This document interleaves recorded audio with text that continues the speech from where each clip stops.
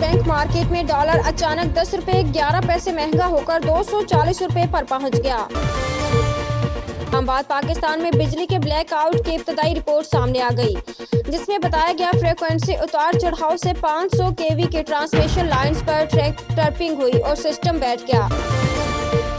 Karachi city court ने मारूफ TV मेजबान और स्कॉलर मरहूम आमिर लियाकत की तीसरी अहलिया दानिया शाह पर फर्द जुर्म आयद कर दी। अमेरिका ने पाकिस्तान को $200 मिलियन की अमदाद पर चेक एंड बैलेंस रखने का ऐलान करते कहा कि अमदाद के इस्तेमाल के मामले को संजीदगी से देखते हैं। कौमी क्रिकेट टीम के middle order batter Iftikhar Ahmed ने चाचा पुकारे जाने पर खुलकर बात की है।